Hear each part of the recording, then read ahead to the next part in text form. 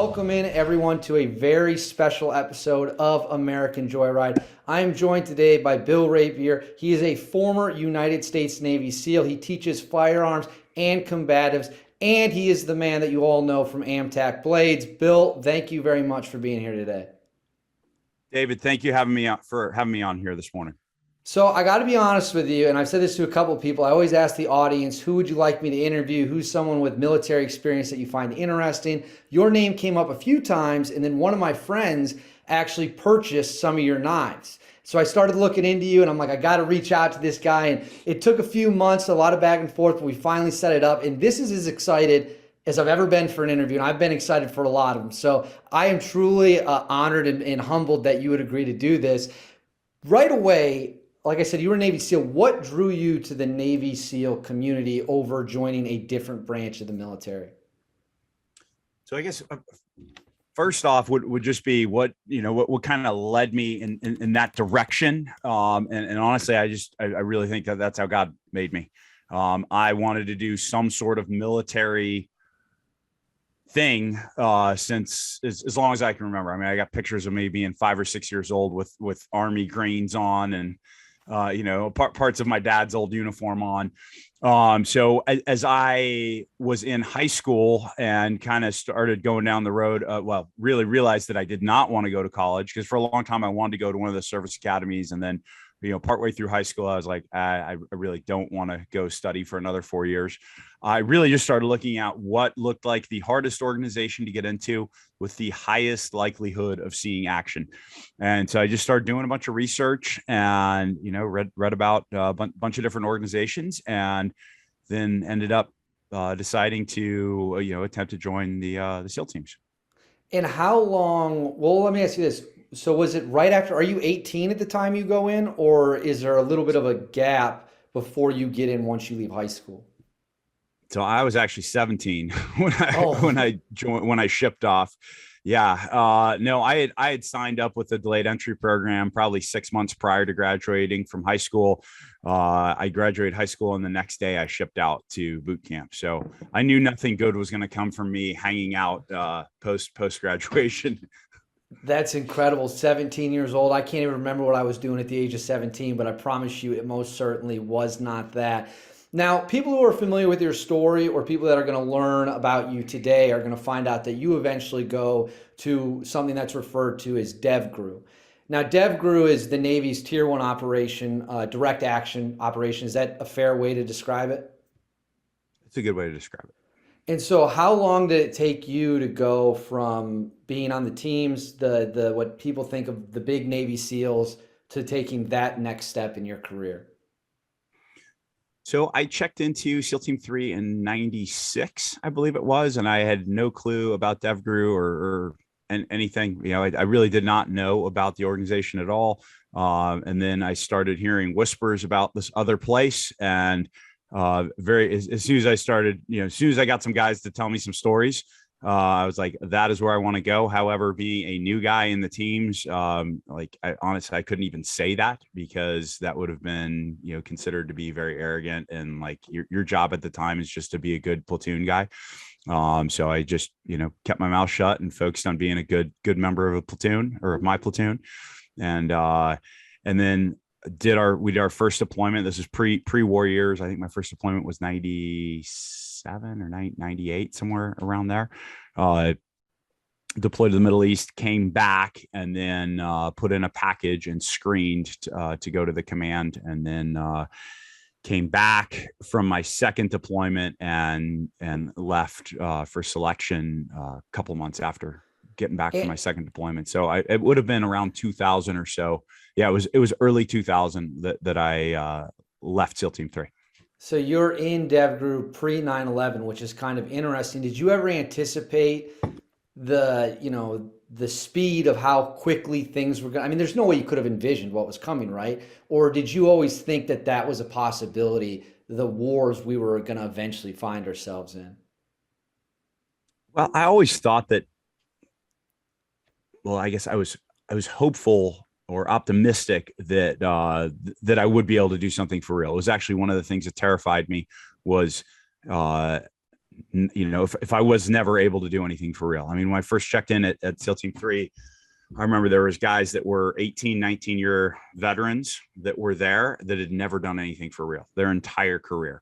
And that really terrified me. But so at the time, I really looked at it as, man, if something goes down, it will be one mission, and we'll plan forever for it. We'll go out and execute it, and then we'll come back and we'll just talk about it. And that'll be like the glory day. And yeah, wow. And then 9/11 happened. And shoot, I remember right after 9/11, senior leadership going around saying, "Oh, guys, this is not, we're not going to be doing anything. Like, this will be over in a few months." And man, how wrong they were, and then, that turned into just sustained, combat operations where we were going overseas a lot more time. Well, not more time than not, but we were spending about 3 of every 9 months actually in a combat zone. And so, yeah, really, the mindset really shifted from just me thinking, man, I just want to do one thing for real, to I remember sitting in, I got to be a part of the initial invasion in Iraq. And I remember sitting in a hangar in Baghdad, and just all of us were like complaining because it had been like 6 or 7 hours since our last hit. So, man, talk about a paradigm shift of going from, man, I just want to be able to do one thing, to multiple hits in a day. It's kind of became a, maybe not completely normal, but happened fairly regularly.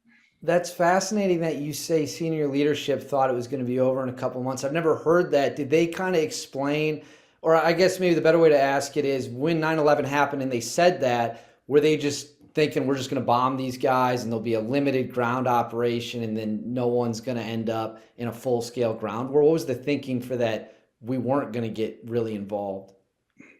Well, I think just looking at our history prior to this, I mean, when we pulled out of Afghanistan, like, the United States had never been in a war for that long. Right. So we all thought it would, we would go over there and, smack some targets and then come back.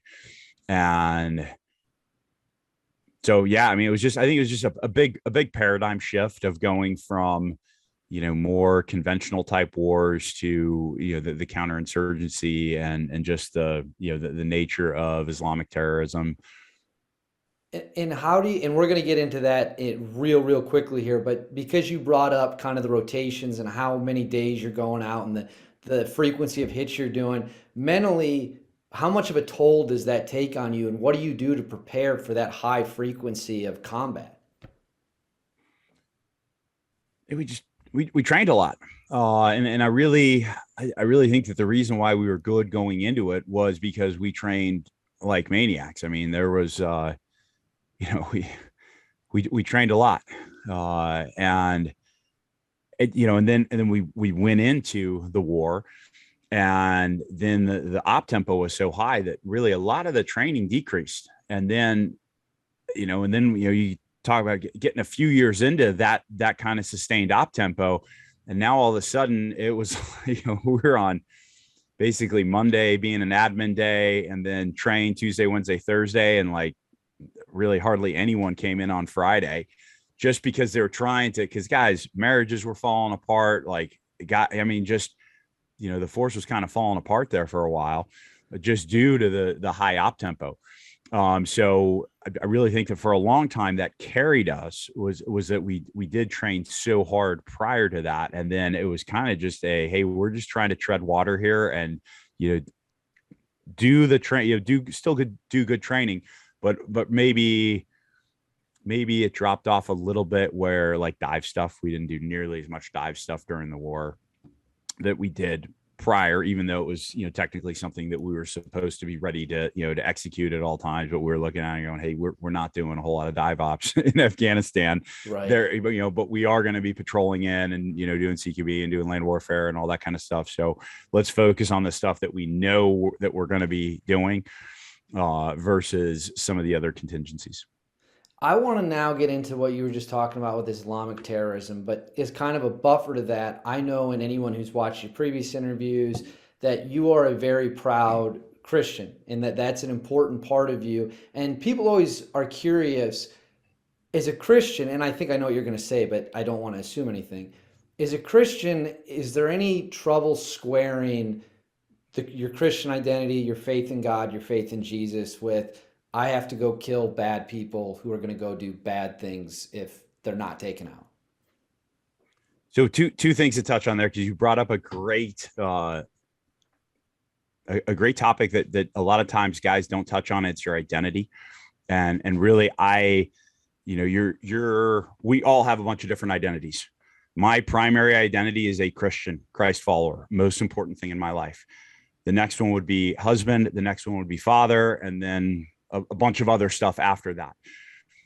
It is super, super important that as you order your identities, as you look at it and go, well, this is the most important thing in my life, that everything that is below, that is a lower priority, is in line with the ones that are above it. And so that's super, super important. So now getting specifically into, killing and, so an example that I use almost every class that I teach, I do a mindset talk, and then we'll talk about, as part of your willingness, what are you willing to do? We'll talk about, this book that is out there that probably most of us have somewhere. Some of them are more used than others, but in that book, there's a list of rules. And if we look at a King James Bible, right, talking about a Bible, one of the rules in there is thou shalt not kill. So how do we square that away? How do we rectify that? So first off, the ancient Hebrews had different words for killing, just like we do, right? If if driving home from work tomorrow, a guy steps out in front of you and you run him over, that is different than if you just look at your neighbor's car and you really like it, so you decide to go kill your neighbor to take his car. Right? Those are completely different things, and we recognize that. The ancient Hebrews recognized that. So while the King James Version is not technically incorrect by saying thou shalt not kill, because if you murder someone, you did kill them. However, not all killing is murder. Right. And the word that is the word that is used there is overwhelmingly used in the context of murder, not in the context of killing. One of the things that actually, as I was sitting through my oral board for selection to go to the command, that is one of the things they asked me. They said, hey, you claim to be a Christian, and yet you're screening to go to an organization where we might ask you to kill people. And it was the psychologist that brought this question up. And I said, well, I'm glad you asked. Actually, I may not have said, I'm glad you asked that. Now I would say, I'm glad you asked that question. But at the time, I launched into, well, the Bible talks about David, and David being a man after God's own heart. And David killed so many people that they wrote songs about him. I mean, the Israelites had songs. Saul is slain his thousands and David is tens of thousands. And yet still David was a man after God's own heart. Right. And so David screwed a bunch of stuff up. And he was guilty of murder, but it was when he took, another man's wife and then had the man murdered. Right. He was not guilty of murder when he was killing Philistines in battle. So that was my answer to the psychologist, and he didn't like it, and the team guys liked it. So it was, but fortunately, it's more the team guys have more say than the psych does. So I guess to circle around to that question, it is absolutely, they are two different things. Murdering someone is different from killing someone to protect yourself or to protect your family, because really there's no malice. I mean, I remember going in on targets and actually, especially when I knew there was going to be pre-assault fires on targets, actually praying for the guys that were fixing to die from the pre-assault fires, just because the Bible says we're supposed to pray for our enemies. It was something that was hard for me at times to not hate those people, because, a bunch of my good friends died over the years, fighting them. And, so that was something that, that I had to deal with, because we're not supposed to hate people. We're supposed to love our enemies. But no, there's definitely, as I read it, and I have gotten significantly more serious about that. Honestly, I feel like as an active duty guy, I was too nonchalant about killing. I honestly, it's actually something I'd like to write an article about. I've been talking about it for a couple of years now. Maybe someday I will do it. But just this whole mentality that like, oh, you never get over it, and it's this horrible burden that you carry. And man, I didn't experience that. And honestly, I don't think any of the guys that I was with experienced that. And I think in a large part, it's because our mindset was correct. We looked at it as, hey, we're going in, to kill bad guys, right? It's nothing personal. I mean, sometimes maybe we made it a little bit personal, but it's not a personal thing. It's, hey, you guys, your ideology is trying to take over the world, and you're trying to kill our people, and therefore better for me to go downrange and kill you over there than to wait until you come to our lands and kill more of us over here. Right, and that is exactly what I want to drill down into next. And it's interesting that you and I are having this conversation now, because I just recently had a conversation with a guy by the name of Chili Palmer who served in the Army's SMU, and he was saying a lot of the same stuff you're saying right now about how he felt that the jihadis he was fighting, mostly I believe in Iraq, their sole intent wasn't defending their country. It wasn't defending their government. It wasn't defending their people, if you will, like a traditional army might. It was, I'm going to kill and blow up as many Westerners, as many Christians as I possibly can, and I'm going to kill and maim anyone who helps them. In your experience, was that the same mentality you experienced encountering Islamic terror? Yeah, absolutely. And there is some distinction there. Like they're the true believers, the guy that are actually, the foreign fighters, the guys that would travel, the guys that are legitimately there to fight. You know, there's that element. And then there's the dirt farmer that is not making any money. We destroyed his crops, so maybe he's not super happy with us. And then some, Taliban guy gives him $100 and says, hey man, dig a hole and put a mine here.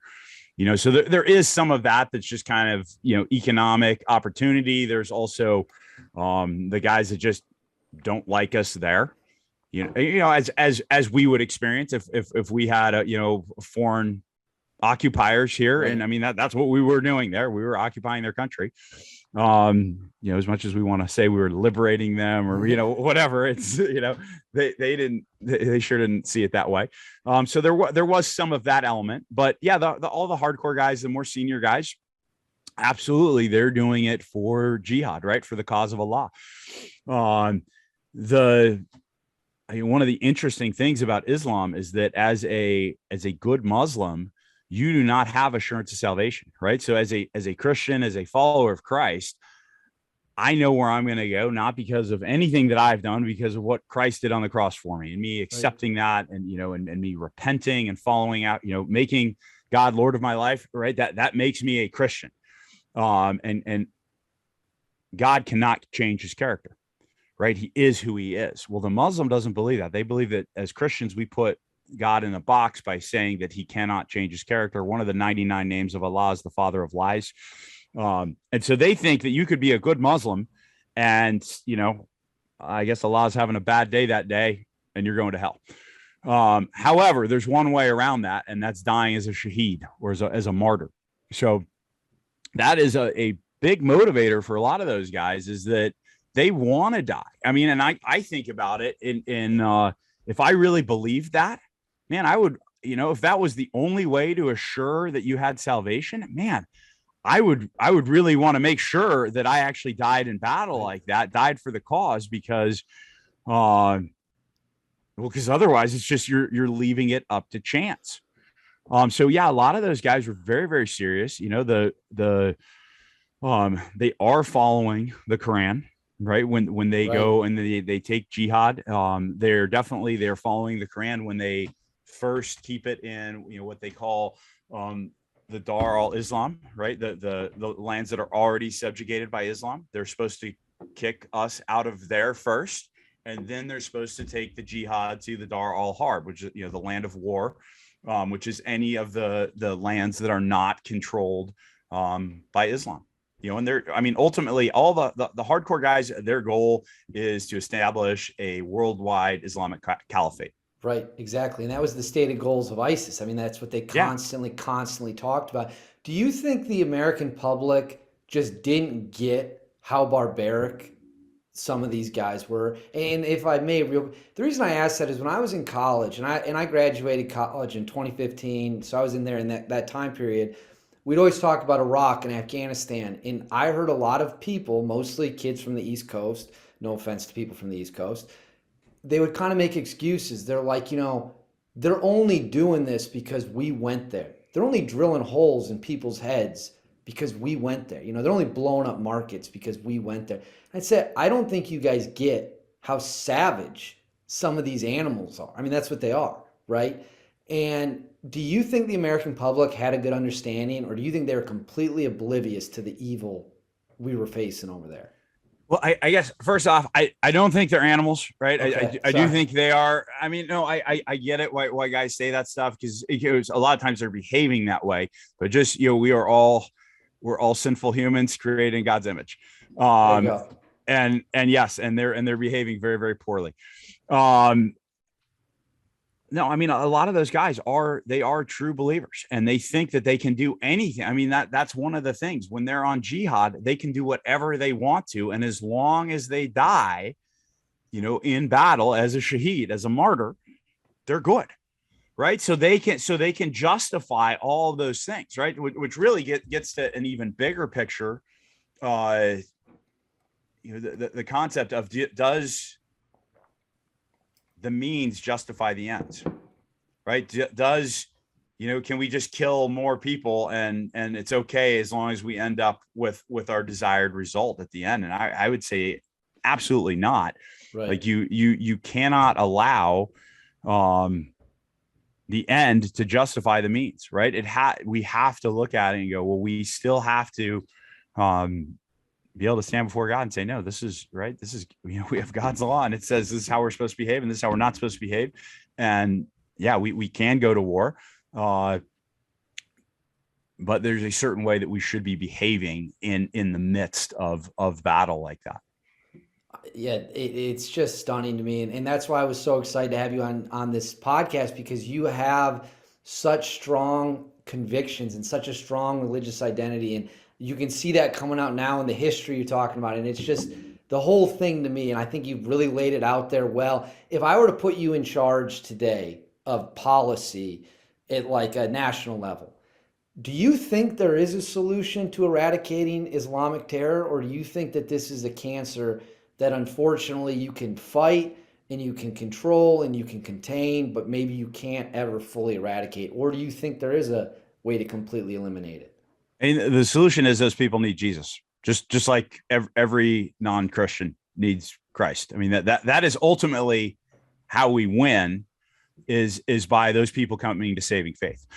Policy wise, if I was in charge, we would have a comprehensive, we would support any secular Islamic leader, because they're the people over there. They're not ready for democracy. They do not want democracy. They like having strong leaders in charge. It's very, very tribal still in most of those places.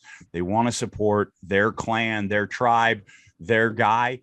So yeah, I mean, to me, it was one of the most disappointing things was to hear President Obama say that ISIS was un-Islamic, when it's like, no, they're the most serious Muslims. They're actually doing what the Quran says, and they're willing to lay it all on the line to do what their book tells them. We just need to be able to stand up and say, you know what? All cultures, all faiths, all societies are not equal. We are all equal in the sight of God, right? As we're all equally wretched sinners in God's eyes, right? But all cultures are not equal, right? I mean, we look at the ancient like Incas that sacrificed people, and Mayans, like on an industrial scale. That was evil. That was a bad thing. We look at what the Mongols did. Everyone thinks of Mongols as these like, great horsemen, plainsmen, great archers. Never mind, they killed way more people than Hitler ever did. I mean, on an industrial scale. And so all cultures are not equal. We have currently we're headed down, feel like we're trying to commit national suicide as quickly as possible with our, the direction that we're pushing the nation right now. There's a But lot of people. There's a lot of people who agree with you watching um, this, who feel the exact same way. but if we look at the United States since inception, man, God has blessed our country. We have grown in prosperity and technological development, more so than any nation previous to us, and faster than any nation previous to us. And so to say, and we've created more wealth, a higher standard of living. I mean, if you look at how poor people live today, that's how kings didn't live that comfortably 300, 400 years ago. I mean, just to have AC, have hot water on demand, have as much food as they want to. I mean, we're, one of the first societies, I would say at large, where our poor people, they're not starving. Our poor people suffer from issues of obesity because they're eating too much and they're too sedentary. So I guess to go back, you have to name what you're fighting. So to be able to stand up and say, hey, we are fighting Islamic terrorism. That was actually another thing that was very demoralizing to me. I was active duty still when they changed it from fighting Islamic extremism to fighting VEOs, violent extremist organizations. They changed, right? It was when shortly after the Obama administration took over. But that was hugely demoralizing to me, because if you cannot name who you're fighting, how on earth do you expect to win, right? At least during the Cold War, we looked and said, okay, the Soviets, they want global communism. And and that is their stated goal. That is what they're working towards. And we are going to counter it based off of what we see and based off of what their stated goal is. And then, 30 years later, with Cold War done, now we're fighting the Islamists, and now we're trying to make excuses for their behavior and calling and saying, oh no, they don't really believe that. Never mind, it says it in their book. They're following their book, and we're trying to make excuses for them and say, oh no, it's it's just another religion. It's peaceful, So I would say, first off, we would have to name what we're fighting, and then we would have to, institute policies that would support the secular Islamic leaders. And, I definitely think if we're going to support anything, every time we're sending food to those places, there should be, Bibles in there with it. There should be some, hey, this is us as Americans. We're trying to help you, even though you hate us. We're still, instead of the, kind of covering up because we give so much aid to a lot of those countries that just the people hate us there. And if we're going to give aid to those people, we should at least try and evangelize while we're doing it. Yeah, that seemed kill two birds with one stone. I want to pivot real quick to something else, and then we're going to kind of move on to another Christian aspect. But before we get off the SEAL thing, ever since Osama bin Laden was killed, it feels like the Navy SEALs have become more popular than ever. Like you got movies, you got books, all that stuff. Some of it good. I assume some of it you find not as good, right? But in a broad picture, do you feel that the attention that has been shined on the Navy SEAL community, specifically DevGru, has been a net positive, or do you think that level of attention has been a net negative? I mean, it is a positive for recruiting. It is a net negative as far as I think that the nation goes and the organization itself goes. I think it ends up, there ends up being baggage associated. I mean, how many Navy SEAL books and, movies, and, it just ends up being I think we need to get back to the silent professional, and there's things that are okay to talk about, and there's things that are not okay to talk about, and let's stick to that. Yeah, and I think that's an interesting viewpoint, which is why I asked, because obviously you spent a ton of time in the Navy, and I assume you know a lot of guys. Is that something that's talked about within the military? Like, hey, I really wish person X would kind of dial it back, or really with Yes. person.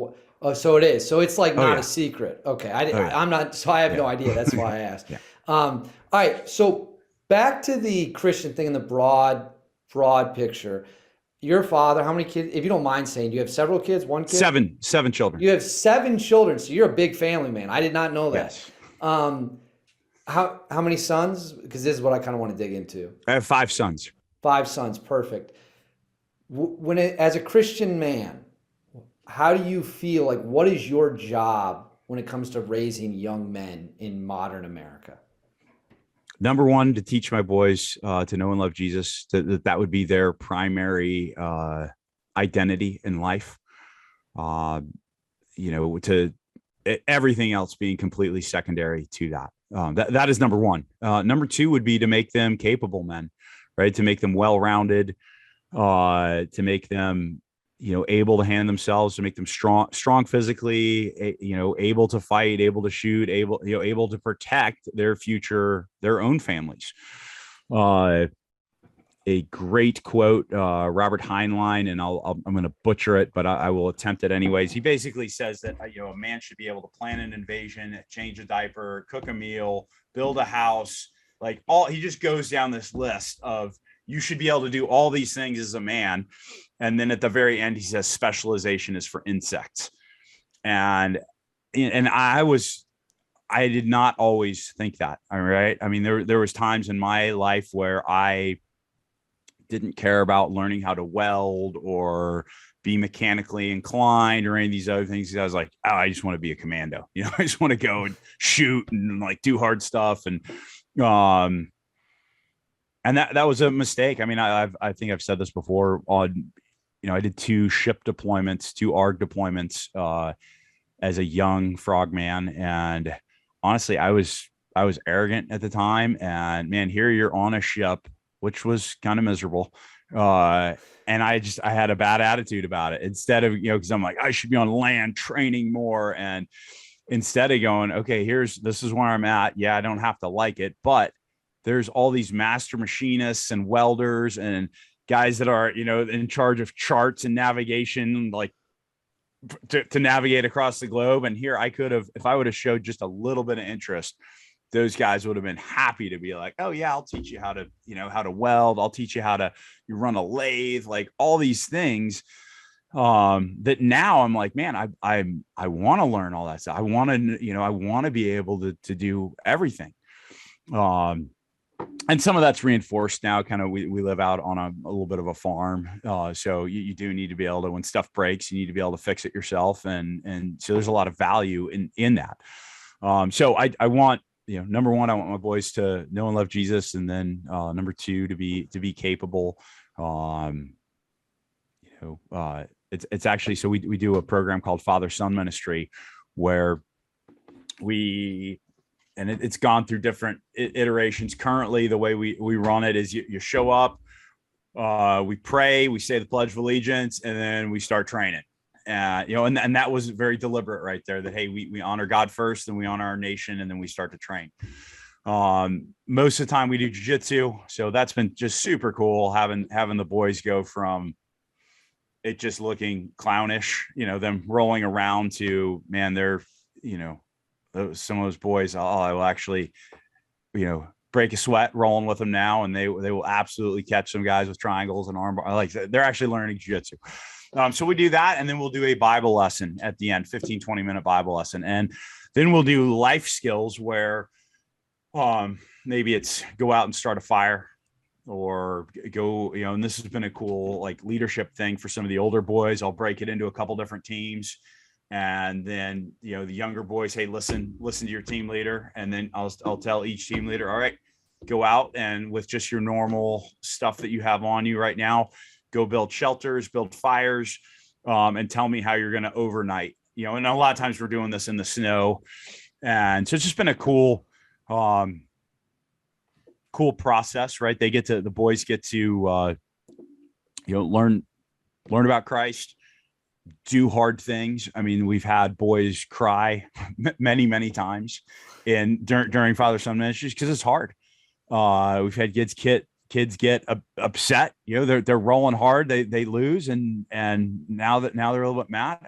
Great. I mean, that's not a great response, but it is great that they get to work through those emotions, and then we can talk about it. And then, then they can apologize to each other and, give each other hugs, and, like just that. It is so valuable to have, both wins and losses in your life as you're growing up, to have the other young men and other men in your life as you're growing up like that, to do hard things with them, to, to experience failure. I mean, this was cool. We were all 5 of my boys wrestle, and we we're coming back from, the wrestling banquet, and my boys, I'll brag a little bit, they crushed this year. So we're driving back, and, we're just talking about the struggle, and I'm like, I tell my daughter, I'm like, find us, the man in the arena, like put it on YouTube for while we're driving home. And just that, for guys that aren't tracking on this, I believe it was Roosevelt that he just talks about the man in the arena and the struggle, and the credit belongs to the guy that is actually willing to put it out there and to struggle, and that if he fails, at least he fails while daring greatly, so that his place will never be with those cold and timid souls that know neither victory nor defeat. And so just, man, that's so I get emotional just like I can see thinking about that. You're getting fired up. It's awesome. It's real emotion. It's, you need that. And then our young men need that. They need to try hard and fail sometimes. Right. And then try hard and succeed. And that is so valuable for, and it's, and unfortunately we're going away from that. It's the, no score soccer, these things that if the first time you fail is as a 23-year-old, when you've gone all through your schooling and now you apply for a job and they're like, no, you're actually not qualified to do this. Like, no, you're not going to get this job. And that's the first time it's an actual reality check. Well, you haven't been prepared emotionally for that failure right there. Right. And that's that's life. You're going to have successes and you're going to have failures, and we have to be able to deal with that. And the time to experience that is at every level on that journey to manhood. Do you feel, is there one thing when you turn on the news, you see the youth of America, specifically the young men in America, and you think to yourself, we are failing them so poorly on this one thing, or if we just did this one thing differently, maybe we wouldn't have, I think what everyone rightfully, this Tucker Carlson, I think often says, a crisis among young men in this country. Is there something specifically that sticks out, or do you think it's an overwhelming issue? They can't handle defeat. Maybe they don't, have their personal priorities in order. What is your thoughts on that? I would say, there's so many things. It's very hard to put one specific thing on it, but I would say having fathers involved in their lives would probably be the number one thing. Just not having, overgrown boys that now have their own children, but actually having men step up and lead in their families, love their wives and love their children and raise them, and actually, take an interest in them. And, a huge one I would say is don't turn your children over to the state for education, right? Teach your children at home so that you can actually instill the values in them that you want. The old saying of when you give your children to Caesar, and then you're surprised when they come back as Romans. If you don't like what is going on in the school system today, pull them out and teach them yourself. And it doesn't take it, you don't have to have a degree in education. It's not hard to teach your kids. And no one loves your kids like you. Like, I don't care how much, how many well-intentioned teachers are out there. They don't love your kids like you do. And they're not going to be willing to put the extra time in, and to tailor curriculum, specifically for your own children. So yeah, I would say number one, dads, just, you need to be involved in the raising of your children. I feel free to brag about yourself a little bit here. I know that that's not a real good Christian thing to do, but what, in terms of you as a father, are you most proud about what you've managed to pull off in your time experiencing fatherhood and motherhood with your wife? Uh, the, that my kids are following after Christ. Like that's the most important thing. And just doing, and this is a for sure a journey, but like being deliberate about it and doing, having, a morning Bible time, doing, like, we're doing catechism. Actually, right now we're doing Advent. We're kind of taking a little bit of break from catechism, but just having a, teaching them, hey, this is what you believe, right? Or at least you've made a profession to believe this. Well, now let's actually dig deeper and let's look at here's what the world's going to throw at you. This is what they're going to tell you. So let's be ready for that. And this is what the Bible, and it all goes back to the Bible, and that's what they need to be rooted in. But doing that, doing family worship time in the evenings, and just trying to be deliberate about it. If you sit down and you go, what is actually most important in my life? And then you write that stuff out, and I would encourage everyone to do this. Write a list out and go, what is actually the most important thing in my life? Write the list of the top 10 things, or 5, or whatever, and then you go and then look at what do you actually spend the most time on in your life. And so you might be saying this is the most important thing, but your thoughts, words, and deeds might actually be saying it is somewhere lower to you. And then you have to look at it and go, well, is this just a pipe dream that this is the most important thing for me? Or is this now a known deficiency in my life that, hey, this other thing that, this thing really is the most important thing to me. And now I've analyzed my life and I'm spending more time, on this other thing. And so, man, let me reorganize my priorities right there. So I would encourage everyone to do that. Look at that. And then, if raising your kids to have your values is the most important thing, well, that doesn't just happen. It's definitely not going to happen if you just, hope for the best, send them off to school, and you see them a few minutes before you leave for work. And speaking specifically to dads, maybe you see your kids before work, maybe you don't, maybe you only see them at the end of the day when you're tired, when you've put in a whole, a full day's work. And we have to do that as men. That is our lot in life. We need to work and provide. But so think about what are you spending the majority of your time on? Are you coming home and just sitting down in front of the TV and watching sports? Could you use that time to do something with your kids? Could you use that time to do something with your wife first, and then do something with with your children? So dads, be involved in your, love your wife, love God, love your wife, love your kids. Wow. I could listen to you talk about this all day. I can tell that it's authentic. You just get on a roll and it's awesome. And I'm eating it up, listening to it. I think it's really powerful. And I hope a lot of people listen to these comments and take them dead seriously. I do want to move on to, like I said in the intro, your combatives, firearms instructor, Amtac Blades, obviously.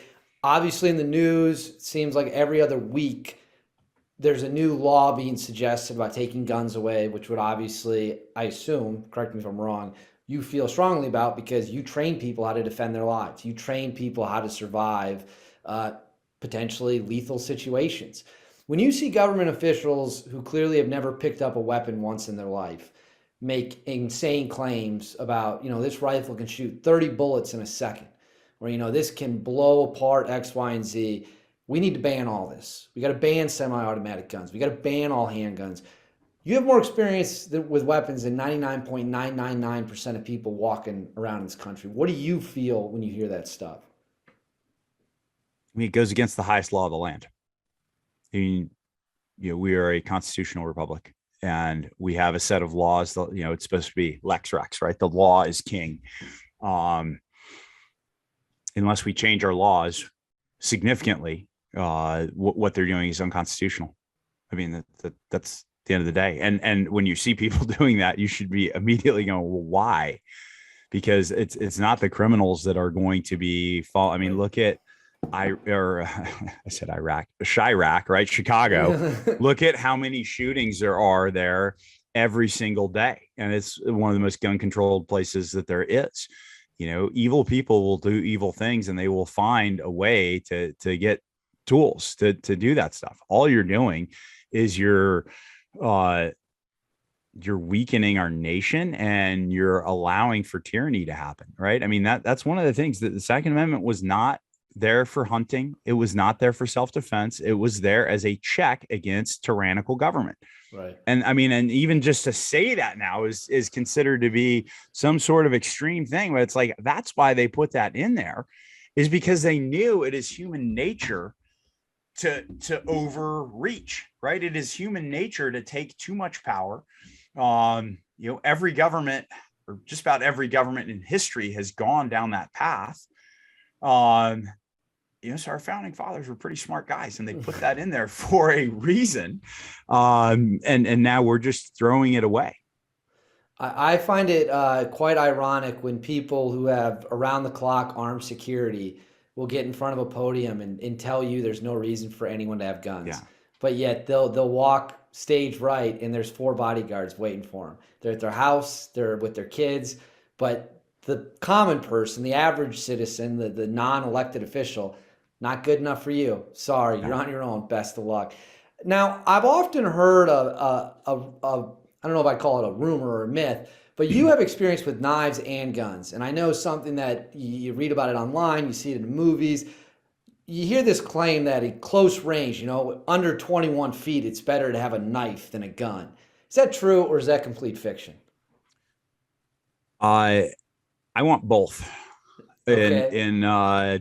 So the 21-foot rule it really depends on this. The 21-foot rule is, I can't give the guy credit, but basically this dude did a bunch of testing, and he found that for most people, if you're within 21 feet and a guy's got a blade and you need to draw your pistol inside of 21 feet, guys are going to be able to stab you.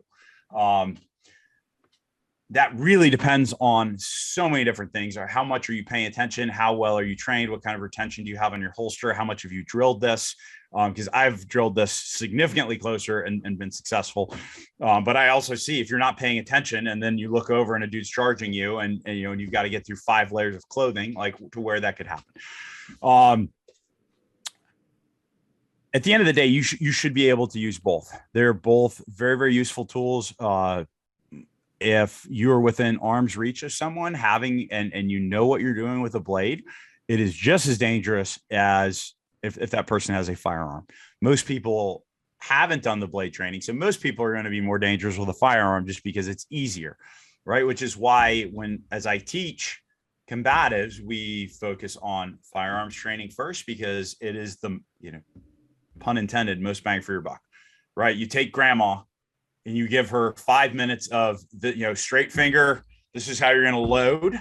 And then you're going to point it at the door. And when the bad guy breaks the door down, you're going to pull the trigger, right? After 5 minutes of training grandma, I don't want to be the guy breaking the door down. Right. Right. Then you go maybe 2 hours of blade work. And if that person can use the element of surprise, they're going to kill you.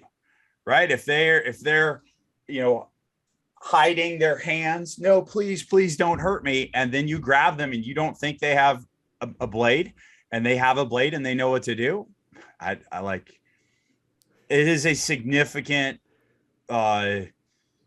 increase in capability by being able to do that. Then when we go to empty hand stuff, take that same grandma, she could train for years, a woman in her 70s, doesn't matter. Like any young man she's not going to do anything with her fists or elbows or head. I mean, maybe she does a hard headbutt or can throw, mechanically can throw an elbow or something like that. But any serious dude, it's not going to matter.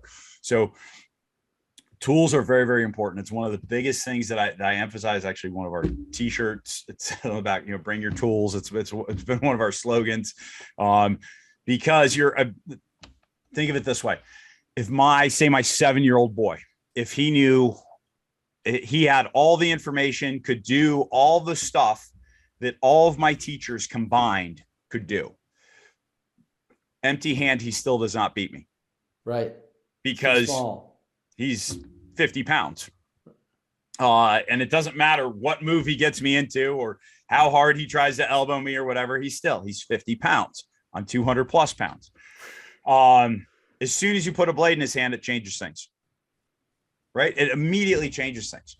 I don't do a whole lot of stuff for ladies anymore, but when I teach any of the self-protection for the ladies, I spend like the first 20 minutes trying to impart to them that, like, anyone that's told you, oh yeah, just eye gouge and run away or groin kick and run away, like, they're lying to you. Those people are lying to you, because the reality is anyone that is serious is going to fight through all that. They're going to fight through being pepper sprayed. They're going to fight through some level of tasing, like all that stuff. Guys are serious dudes will fight through that stuff. Therefore, carry tools. I like that. I like that a lot. That is awesome, the way you just laid that out there. All right. This has been awesome, Bill. This has just been incredible. It exceeded all expectations when we booked this. I got one question left, and it's something we talked about briefly off camera. We're going to go full circle, bring it back to the SEAL team career. When you look back at your military career, which was obviously very extensive, what's one mission or historical event, mission probably if you can be specific, and I know there's stuff you can't talk about, where you're like, I am so proud and so happy that I got to be there when X happened? There's been many cool things. I mean, I think that's one of the one of the many highlights of my career was just being around good guys, right? Being around guys who, the caliber of which is just like, every guy there is like that guy. Like, man, this is just like the best dude that you could possibly think of having. I don't know, one of the missions that I think about, I don't know, would have been late, maybe 07-ish. But just we'd walked a long ways in. It was down in Kandahar area. Walked a long ways in, I think it was a 10K walk to get to the target. We knew the bad guys, knew that we were in the vicinity because we'd taken helos in, but they didn't know where we were. So it was a good route in, and my team was responsible for the route in. So that was, that's always a good feeling. Then we got on target, and it was pretty sporty. At one point we were taking fire from 3 different cardinal directions. AC 130 was and this is before I was wearing, I wasn't wearing headphones. I was wearing what we called the bone phones, because the initial, like Peltors, they didn't give you very good directional. So I was like, who cares if I save my hearing and then end up dying in the process. So I was not wearing hearing protection during this stuff. And I remember the AC 130s going hot with their 105s, and they were so close, it was hurting my ears, the 105s. So it was a good, exciting time on target. And then leaving, we walked for a ways. We ended up extracting it at dawn, which was, I thought at the time was a mistake, just because as we took off, I just remember tracer fire just raining up, and it looked like it was going through the helo that was behind us, through one of the 47s. I just remember praying and just seeing that tracer fire come up, and then just the mini, the door gunners just raking these compounds, and just a pretty cool moment. We didn't get anyone hurt on that mission. It was a pretty it was one that we talked about a lot of times afterwards, that like that could have gone significantly differently. So yeah, and I mean, and that's one of many different super cool times of just, yeah, there are many times, but other stuff I'm not going to talk about. But just it's I mean, to be a part of an organization like that and to be able to do, I mean, that was what I'd wanted to do since being a kid, go and do cool commando stuff. And so to go and actually be able to do that stuff and to do it with good friends and, what a blessing. What a cool thing to be able to do. What a blessing indeed. And Bill, I do want to give you a sincere thank you. And I hope maybe in a year, maybe 2 years, we circle it back and we check That'd in be and we see how everything's doing. And you are a professional and a good American and a great Christian and a role model. And I sincerely mean that. I don't tell that to people ever.